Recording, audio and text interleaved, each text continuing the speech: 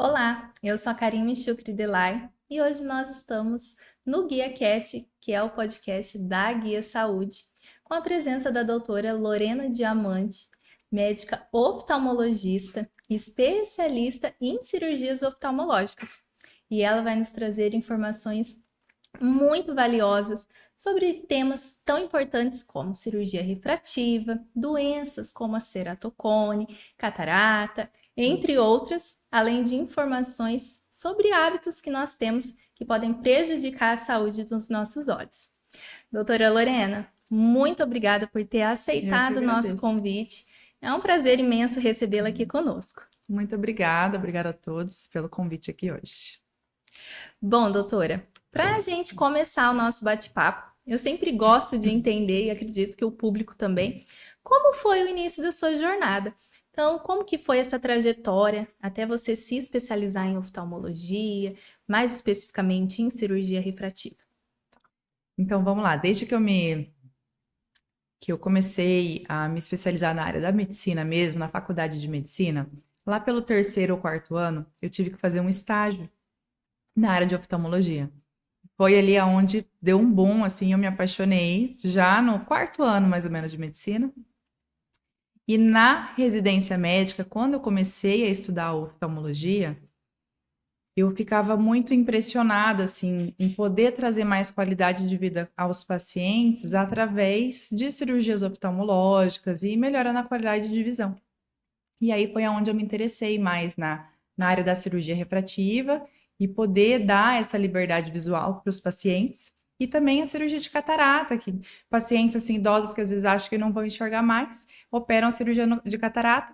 No outro dia, chegam felizes da vida no consultório, enxergando a vida com muito mais cor. E eu achava isso muito gratificante, por isso que eu decidi fazer essa parte do segmento anterior na oftalmologia. Que legal, doutora. Eu realmente imagino o quão gratificante que Nossa, é muito.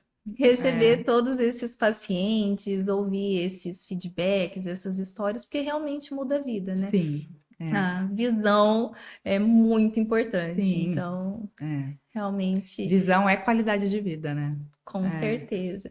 E doutora Lorena, teve alguém que te inspirou durante essa trajetória, algum familiar, ou foi mesmo durante a graduação que você se encantou por essa área? Olha, eu não tenho parentes, familiares médicos. Então, na verdade, desde pequenininha, eu sempre falava que queria ser médica, mas foi durante a minha graduação que eu me apaixonei pela área da oftalmologia, quando eu passei no ambulatório de oftalmologia e observei no microscópio a íris, que é essa parte colorida dos nossos olhos, e aí eu me encantei pelas cirurgias oculares. Eu sempre gostei também da área cirúrgica, e eu acho que a área cirúrgica na oftalmologia para mulher é uma coisa muito boa, porque também a gente tem uma certa maleabilidade de horário, uma qualidade de vida, né? Então, assim, foi, na verdade, uma atração mesmo durante o curso e vendo o olho, e aí foi cada vez mais. Mas não teve uma pessoa em específico que me inspirou. Então foi uma surpresa da faculdade, né, doutora? Foi, com certeza. Bom, você é especialista nessa cirurgia refrativa. Uhum. Quais fatores determinam se esse paciente é um bom candidato para esse procedimento?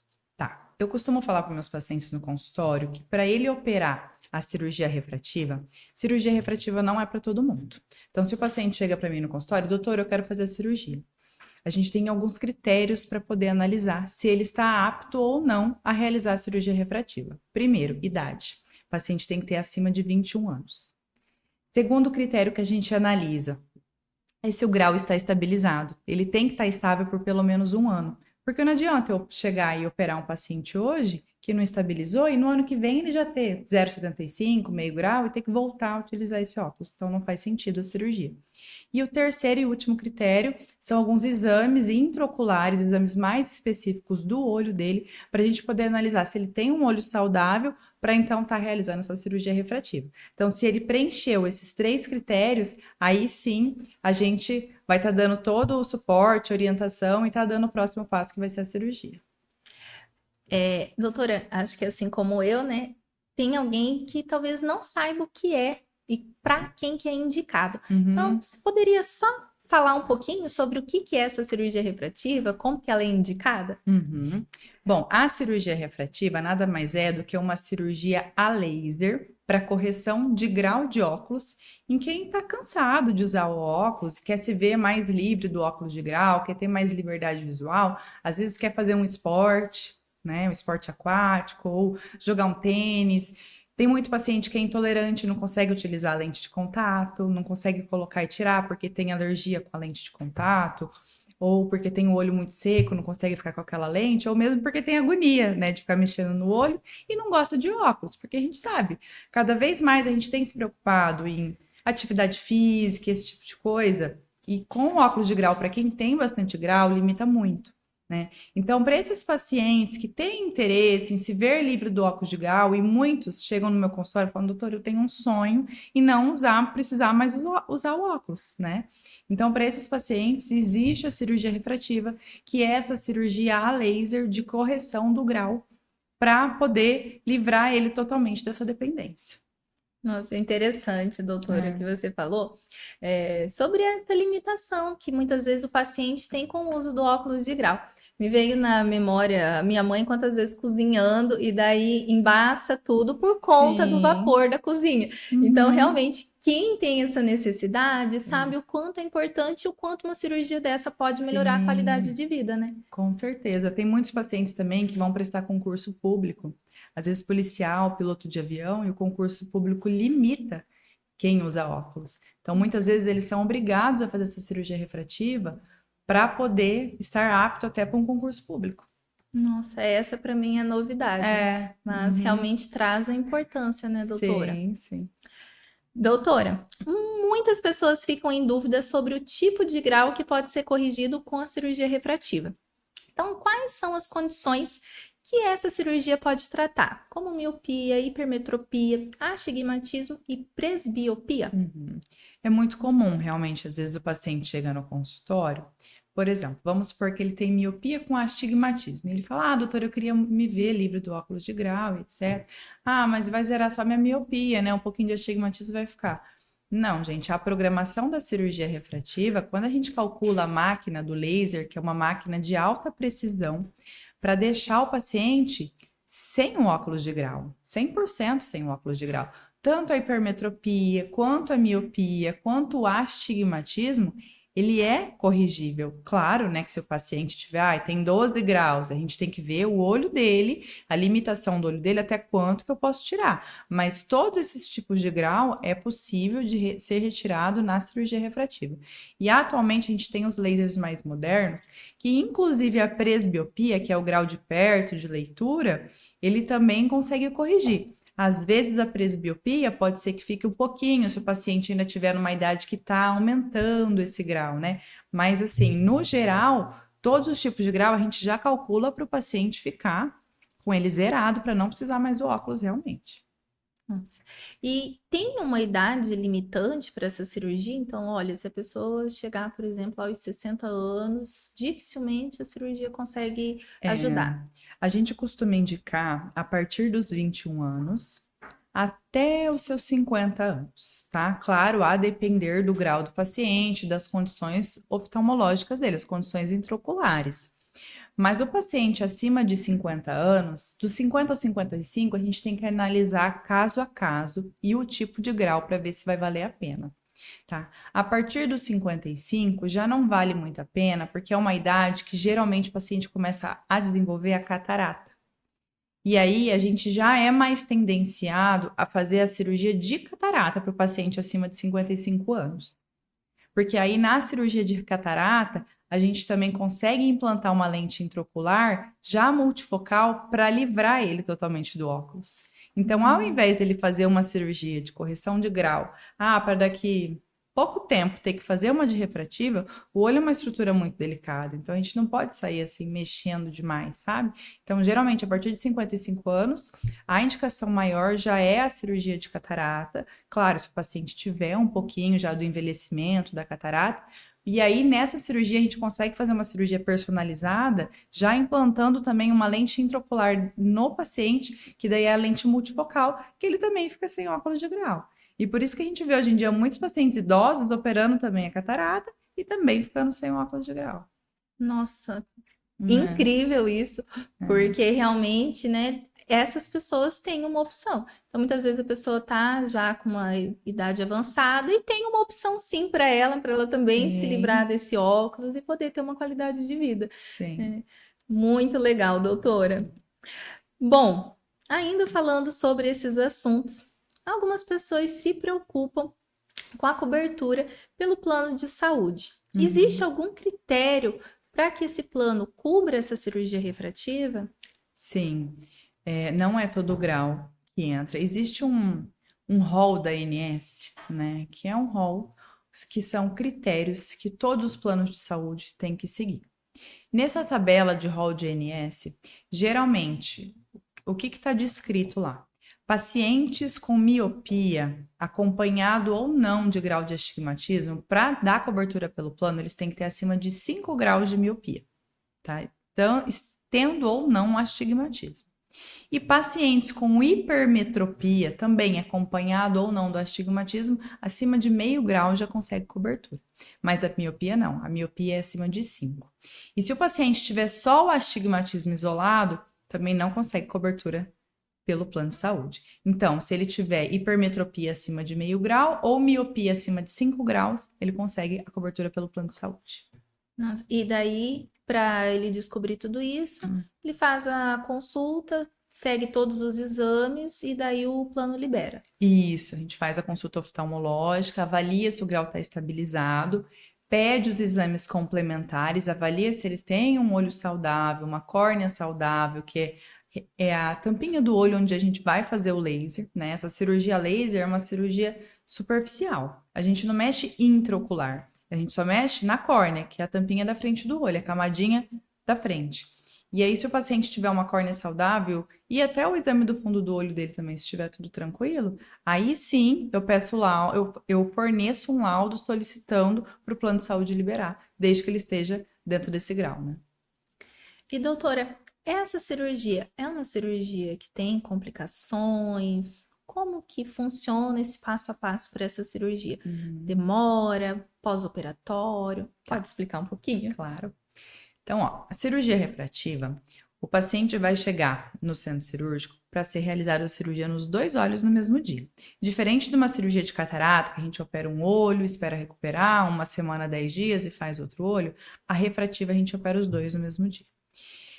A partir do momento que opera, a anestesia é apenas local, não precisa de sedação ou uma injeção, nada disso. É na forma de colírio, anestesia local, então ele não vai sentir nada durante o procedimento. Demora de 20 a 30 minutos essa cirurgia, terminou, ele já vai embora para casa, não precisa dormir no hospital. A partir do processo do intraoperatório, ele foi para casa, ele vai ter que ficar uma semana de repouso e 30 a 60 dias sem pegar sol. Aí depende do grau, né? Quanto maior o grau que foi tirado, mais tempo ele vai ter que ficar afastado do sol para não ter perigo de ficar nenhuma cicatriz. Né? A gente sabe que o sol, vamos supor que eu faça um corte na minha mão, vou tomar sol, vai ficar cicatriz. Então, o olho é a mesma coisa. A gente tem que ter esse cuidado. Então, sempre que for sair na rua e etc., óculos de sol com proteção ultravioleta original, para não ter perigo de ficar cicatriz. Por 30 dias ele vai ter que utilizar colírios anti-inflamatórios e colírio antibiótico. E por uma semana, sem atividade física, sem contato com poeira e sem vapor quente de fogão, coisas desse tipo. Basicamente é isso. E o paciente sem dor? Olha, nos primeiros 2 dias, ele não tem dor nenhuma, nem no intraoperatório, nem no pós-operatório. Os primeiros 2 dias, ele pode ter sensibilidade à luz, porque vai ter feito uma cirurgia ali na superfície do olho. Então, ele vai estar com o olho bem sensível, vai querer ficar num quarto com um pouquinho menos de luminosidade, ou às vezes até eu falo, ó, primeira semana fica com óculos escuro de sol até dentro de casa, se estiver incomodando. E o olho como se estivesse bem ressecado. Então, ele vai estar usando os colírios lubrificantes, que são cicatrizantes, e aí, bem tranquilo. Nossa, em 30 minutos a pessoa muda de vida. Muda de vida completamente. É impressionante, assim, como que a gente consegue mudar a qualidade de vida e eles ficam muito felizes. Nossa, eu imagino. E aí, falando sobre toda a complexidade, né, do procedimento, realmente, assim, pensar que tudo isso pode ser resolvido com 30 minutos, realmente para o Sim, paciente deve ser, é, né, muito, muito. importante para ele, né? E a oftalmologia, ela é muito tecnológica, né? Então, hoje em dia, por exemplo, esses lasers para correção de grau são lasers de alta precisão, que é uma coisa muito rápida ali, né? O laser em si são coisas de segundos para tirar o grau. Então, e até desde os exames pré-operatórios até o ato cirúrgico, na oftalmologia, a tecnologia é muito importante. A gente vê que a tecnologia ela vem cada vez avançando mais, né? Então, cada vez mais os lasers são de alta precisão e é muito difícil um paciente que às vezes, ficou algum grauzinho, tem que fazer retoque. Isso é raro, raríssimo hoje em dia, graças a Deus. Doutora, a senhora falando, na verdade, você, porque você é muito nova. Bom, doutora, você falando sobre essas tecnologias, realmente a gente vê que a tecnologia ela tem chegado a lugares que a gente muitas vezes nem imaginou, né? E, doutora, o que você acha que ainda está por vir desses avanços na área da oftalmologia? Eu acho que parte de diagnóstico cada vez mais. Algumas doenças oculares, principalmente na retina. A gente vê a parte de genética, algumas doenças oculares, transplante de retina, que antigamente não se via muito, nem é minha área, essa parte de retina, mas eu tenho visto cada vez falando mais. E o que eu acho mais legal, assim, relacionado à minha área de avanços tecnológicos, eu tenho visto muito em relação às lentes intraoculares que a gente coloca na cirurgia de catarata. Então, cada vez mais os pacientes querem o quê? Independência ao óculos de grau. E eles querem fazer uma cirurgia para enxergar tudo perfeitamente e não precisar mais de óculos. Então, hoje, no meu consultório, o que eu vejo cada vez mais, até em congressos oftalmológicos, a gente vê as lentes intraoculares vindo com cada vez mais qualidade para entregar uma melhor qualidade de visão para os idosos, né? Porque geralmente o paciente que tem catarata tem aí de 60 a mais, né? Para a idade. Então, para mim, assim, na minha rotina, o que mais tem mudado o meu trabalho com o avanço tecnológico, eu tenho visto tudo muito rápido, são essas lentes intraoculares na cirurgia de catarata. Excelente, doutora. Cada vez mais a gente sabe que essas revoluções tecnológicas estão chegando e vão Sim. tomando um espaço aí bem grande na rotina, principalmente na rotina médica, trazendo qualidade de vida para o paciente. Com né? certeza. Para a gente também, outra coisa que muda bastante é a tecnologia em relação a cirurgias, né? Cada vez máquinas mais rápidas, que talvez para o paciente ali vai mudar pouco, mas para o conforto médico também isso é muito importante, né? Para a segurança nossa. Então, aparelhos cada vez mais seguros e cada vez mais rápido, para a gente conseguir ali operar e tal, manipulando o olho do paciente. Com certeza, né? Então, maior segurança tanto para vocês quanto para o paciente, Com né, doutora? certeza, com certeza. Bom, doutora, além dessa área das cirurgias, de doenças oftalmológicas, a gente também tem alguns hábitos que são comuns à população, como, por exemplo, coçar os olhos. Então, muitas pessoas não sabem que realmente isso traz malefícios para a saúde ocular. Então, você pode explicar para a gente o que pode acarretar esse mau hábito? Então, isso é algo frequente no consultório. Cada vez mais eu tenho visto pacientes com alergia ocular, crianças, adolescentes, adultos, idosos, rinite alérgica, que está muito correlacionado, né? E com isso, o aparecimento de uma doença chamada ceratocone. Então, o que o ato de coçar os olhos pode ocasionar? Quando a gente fricciona o olho, existe uma membrana na frente, que é a córnea, que é uma estrutura de colágeno. E a córnea é a primeira camadinha da frente do olho, é como se fosse a primeira lente ali, o grau do nosso olho. Quando a gente fricciona esse olho, a gente está deformando a córnea, porque é uma estrutura de colágeno maleável. Então, claro, isso não é uma pessoa, eu cocei hoje meu olho e não sou de ficar coçando. Mas aquele paciente que tem uma alergia crônica, que ele coça muito, todo dia, isso ao longo dos anos, ele vai causar uma deformidade na córnea dele. E a nossa córnea, ela é uma estrutura como se fosse uma bola asférica, que a gente fala. Então, ela é circular aqui, a tampinha do olho. Quem coça muito os olhos, essa fricção vai virando um cone realmente, formato de cone. E por isso esse nome, ceratocone. E aí, o que manifesta no paciente? Geralmente, o paciente que é coçador ocular, ele coçou os olhos ao longo dos anos. Essa alteração, essa deformidade no olho vai gerando grau alto de miopia e astigmatismo e muita baixa de visão. O ceratocone ele pode ser leve, moderado e avançado. Então, um paciente que tem ceratocone leve, quando a gente detecta bem inicial, nas consultas oftalmológicas, com exame complementar, a gente consegue tratar com óculos ou com lente de contato e colírios antialérgicos para ele parar de coçar o olho. Quando ele já tem um ceratocone mais moderado ou avançado, muitas vezes o óculos não dá qualidade de visão, porque eu tenho que melhorar o formato de cone dele. Então, só colocar o óculos ali na frente, eu não corrijo aquele conezinho. Então, é um cone que já é moderado para avançado, ele precisa ser corrigido ou com aquelas lentes de contato rígida, que o pessoal costuma falar que é lente de vidro, não é de vidro, ou até cirurgias oftalmológicas. Desde um implante de anel de Ferrara até um transplante de córnea. Então, assim, é um ato que parece ser muito inofensivo, mas ele pode causar um dano muito grande no olho, que felizmente ele é reversível, né? Muitas vezes com cirurgia, mas são danos que são muito perigosos. Nossa, doutora, você falando sobre isso, realmente. Eu lembro da minha irmã, porque também tem rinite alérgica, esse ato de Uhum, coçar. Então, muitas vezes a gente não sabe realmente o que pode levar, né? Quais as ocorrências que isso pode trazer. Mas já sabe, né? Olha, isso faz mal para os olhos. Então, sim, realmente, quem está nos ouvindo, ter esse cuidado, né? E tratar a causa, porque às vezes a pessoa tá ali, tem alergia, e daí só tratar a consequência não dá, né? Então, tratar essa alergia, exato. fazer todo esse tratamento, né, doutora? Exatamente. Passar numa consulta oftalmológica de rotina, tratar a causa, é uma alergia ou é um olho seco que está coçando o olho, porque não é só um quadro alérgico, né? A gente sempre tem que investigar um pouco mais a fundo. É a rinite que está vindo junto com o quadro de conjuntivite alérgica. Existem várias medicações, colírio antialérgico, colírio cicatrizante, que são os lubrificantes sem conservante, que vão estar ajudando o paciente para ele conseguir ali até melhorar a qualidade de vida e não viver coçando o olho, né? Maravilhoso, doutora. Realmente, assim, acredito que, assim como eu, todos que estão nos ouvindo vão realmente usufruir dessas informações. Bom,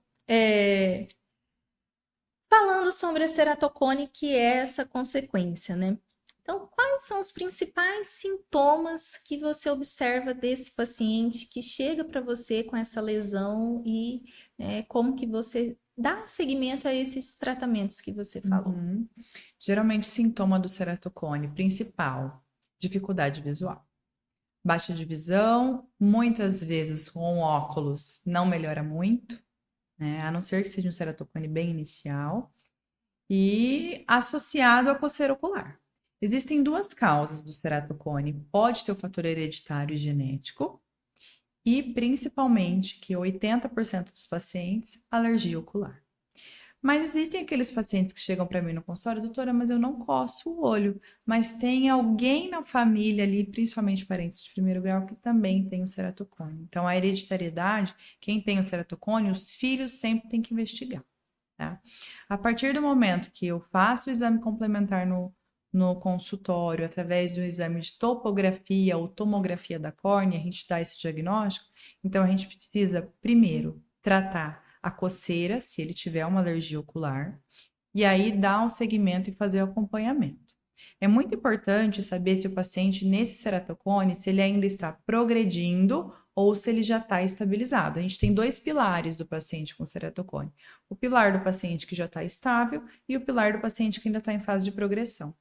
Se eu faço um exame em 6 meses, ele retorna comigo, eu repetir esse exame e ver que aumentou, aí ele precisa fazer uma cirurgia chamada crosslinking, que é um laser no olho para aumentar as fibras de colágeno ali, deixar aquilo mais resistente para evitar que progrida. Geralmente isso é bem comum em adolescente, porque ele está em fase de crescimento e o ceratocone também pode progredir junto. Então, muitas vezes, adolescente, a gente tem que tomar muito cuidado, ver se não tem indicação para fazer o crosslinking, que é esse laser, para deixar a córnea dele mais resistente e evitar que isso progrida. Agora, se o paciente estiver com ceratocone estabilizado, aí a gente parte para outro ponto. Ou colocação do anel de Ferrara, que é uma cirurgia para corrigir essa deformidade na córnea e regularizar a córnea, reduzindo o grau, ou até naqueles casos que são ceratocones mais leves e iniciais, a gente faz realmente ou óculos ou uma lente de contato, que daí é uma medida mais conservadora e mais simples. Excelente, doutora. Excelente sua explicação. E, né, saber que existem todas essas possibilidades, independente de qual grau, né, sempre é Sim. possível tratar, sempre é possível aí ter uma saúde melhor, né? Uhum.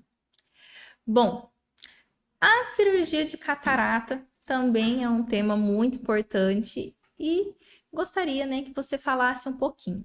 Ela especialmente é feita em pacientes com maior idade. O que você acredita que sejam aí os principais avanços nesse tipo de cirurgia? Como ela melhora no seu dia a dia, ali nessa consulta? Como você vê que ela melhora a qualidade de vida desses pacientes idosos? Tá. Bom, primeiro em relação aos avanços da cirurgia de catarata, 2 pontos.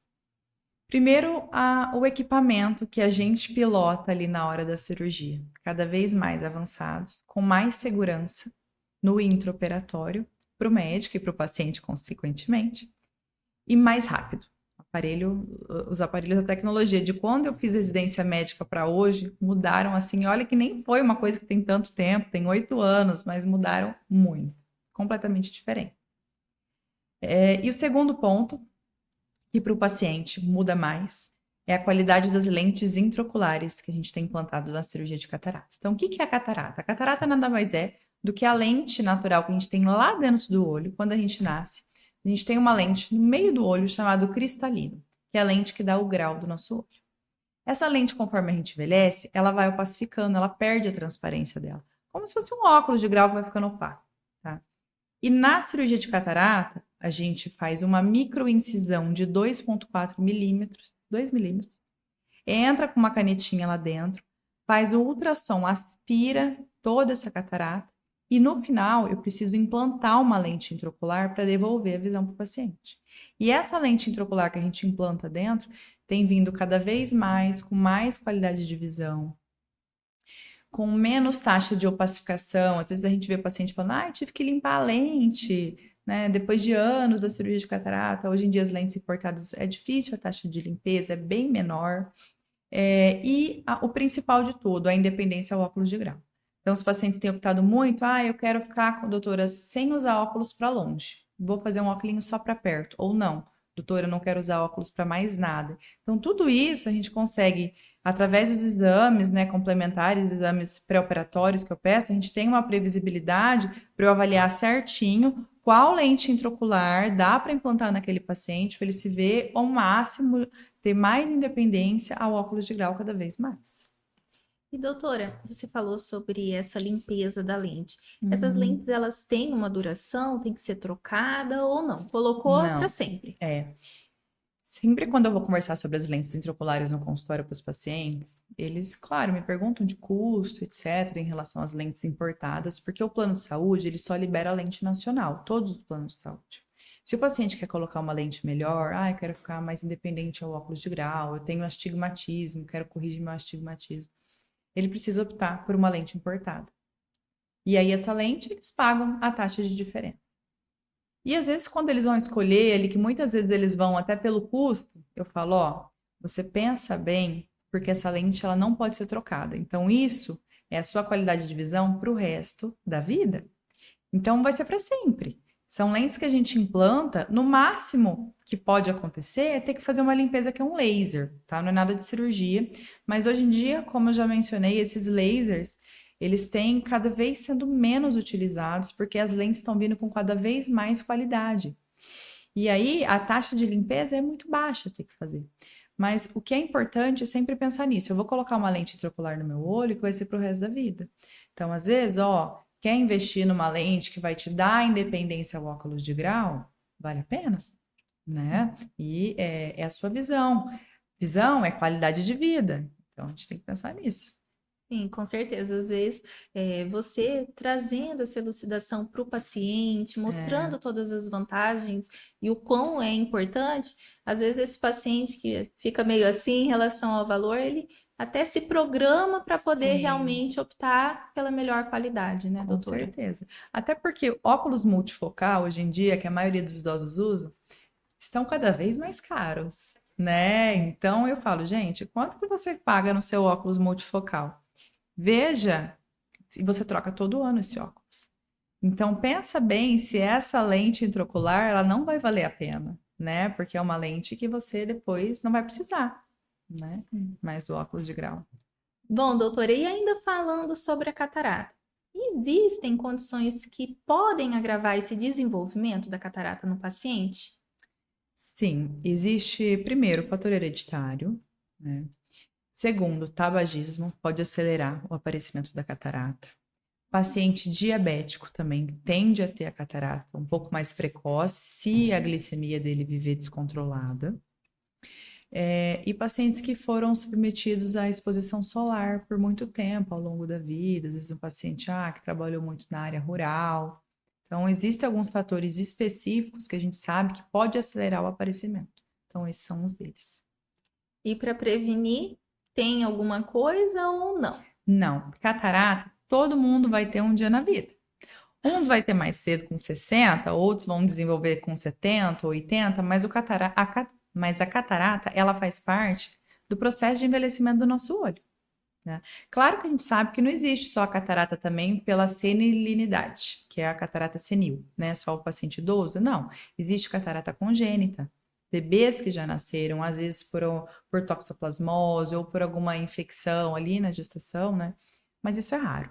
O mais comum é a gente ver a catarata pelo processo de envelhecimento do cristalino, que é a lente natural do nosso olho. Então, isso é inevitável. Só que existem alguns fatores ali pontuais que podem acelerar esse processo. Doutora, você falou sobre esses bebês, uma condição congênita. E tem tratamento, tem resolução para esses casos? Tem. O tratamento para catarata congênita é a cirurgia de catarata. Da mesma forma que um adulto ou um idoso opera, o bebezinho também tem que operar. Porque se ele não opera a cirurgia de catarata, o olho dele não vai desenvolver a visão. E ele vai ter a ambliopia, que é o olho preguiçoso que não foi estimulado e não desenvolve. Então, o bebê também tem que fazer a cirurgia.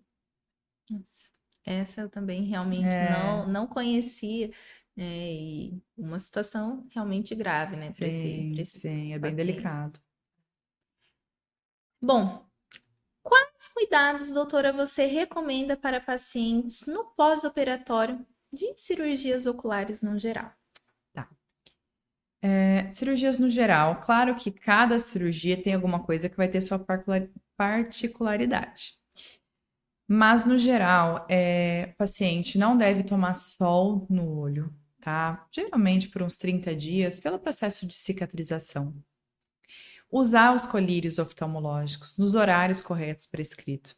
Geralmente eu prescrevo colírio anti-inflamatório e colírio antibiótico. Lubrificante e cicatrizante também, na maioria dos casos, depois eu acabo deixando para dar um maior conforto para o paciente. E o repouso, né? Por uma semana, sem atividade física, sem muito esforço. Às vezes eu vejo muito o paciente que pode banalizar a cirurgia oftalmológica por ser uma cirurgia muito rápida. Então, por exemplo, a cirurgia de catarata, é uma cirurgia de 20 minutos.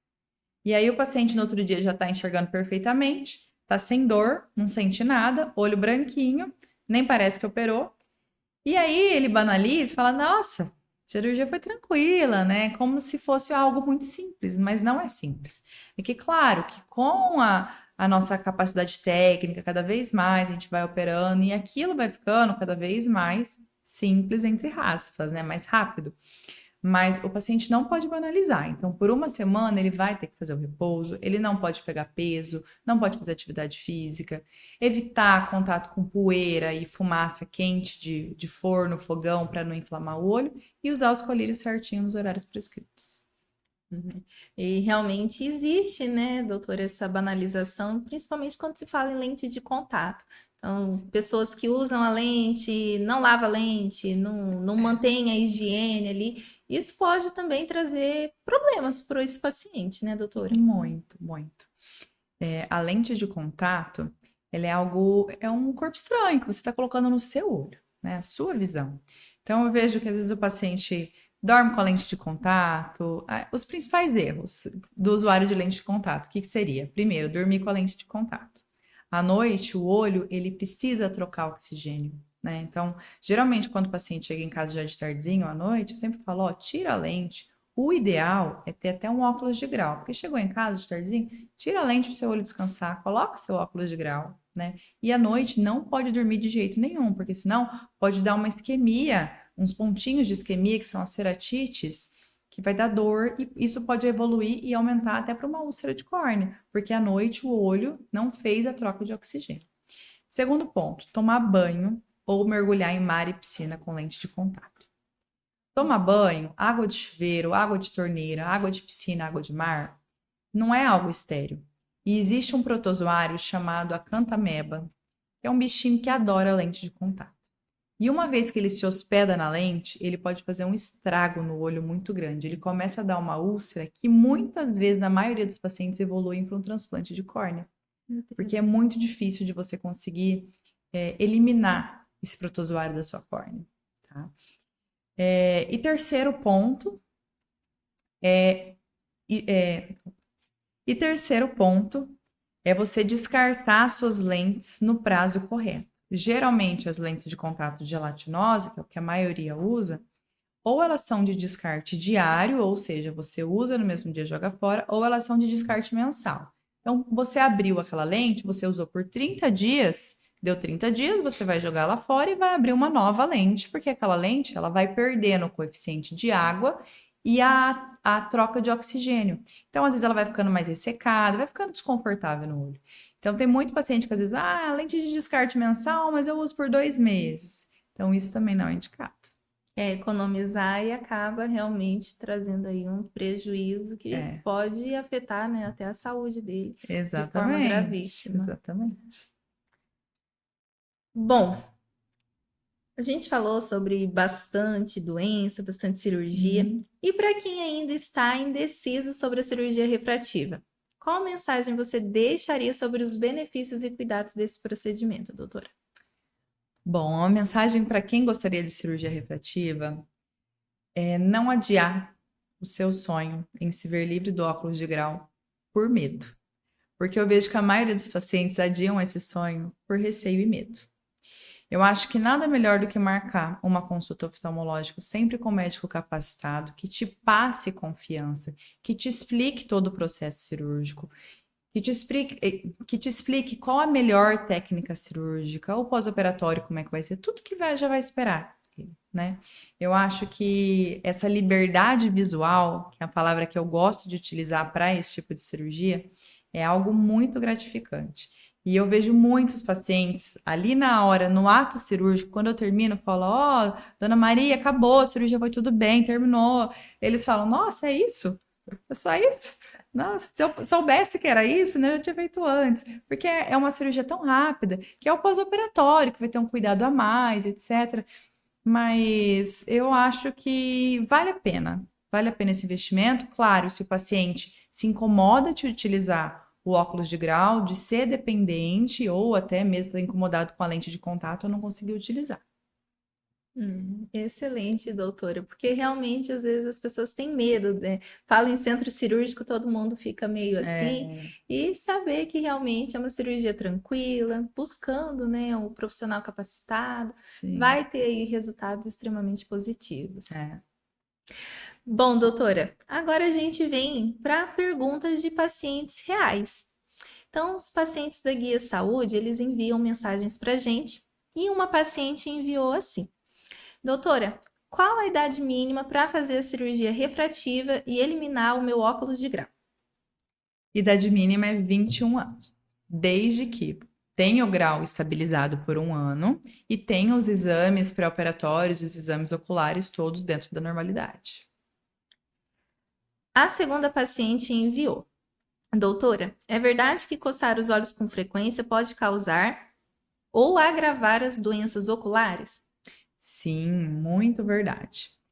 É mentira que causa descolamento de retina, porque às vezes o paciente chega lá, coçar o olho causa descolamento de retina. Minha mãe sempre falou isso. Não, não é descolamento de retina. O ato de coçar os olhos pode causar um grande dano na sua córnea, que é a tampinha, a parte da frente do olho, desencadeando uma doença chamada ceratocone. Então, o ato de coçar os olhos pode desencadear o ceratocone, e se ele continuar coçando o olho, vai cada vez agravar mais o ceratocone. Então, desde o momento do diagnóstico, o paciente tem que parar de coçar imediatamente, porque senão ele só vai piorar essa patologia e a visão dele vai ficar cada vez pior, cada vez com mais dificuldade visual. Doutora, agora a gente vai para a pergunta rápida, que é um mito ou verdade? A cirurgia refrativa dói? Não, durante o ato intraoperatório, nós utilizamos colírio anestésico e o paciente não sente dor. Não é dado injeção, nada do tipo. Claro que no pós-operatório ele pode sentir um pouquinho de sensibilidade à luz e um ressecamento ocular, mas ele vai estar com todos os colírios anti-inflamatórios e lubrificantes e tende a ser bem tranquilo. Alerta máximo.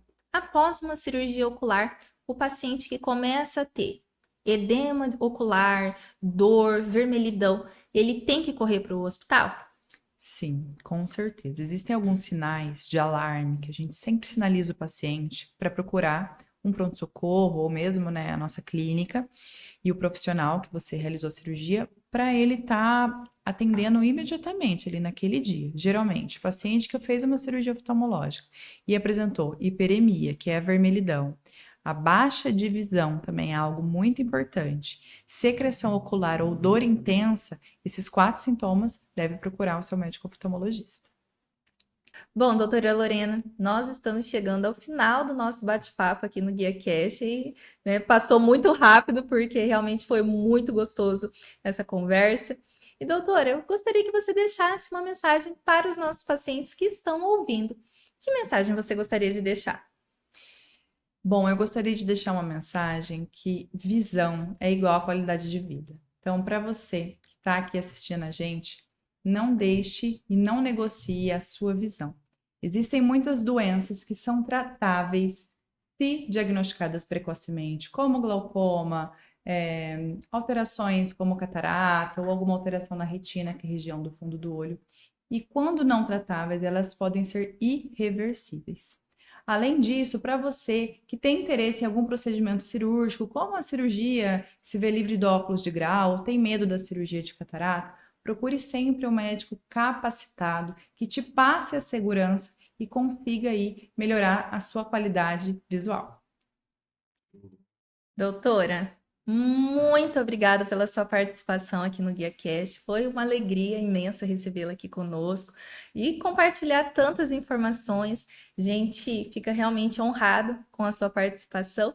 E quero agradecer você que nos ouve e que sempre está prestigiando o nosso podcast. Você, médico, que deseja participar e estar aqui com a gente, siga-nos nas redes, que é o GuiaCast Oficial no Instagram. Algum dos nossos assessores vai entrar em contato com você, vai te passar todas as informações. Doutora Lorena, muito obrigada, foi um prazer tê-la aqui conosco. O prazer é meu, eu agradeço a todos vocês.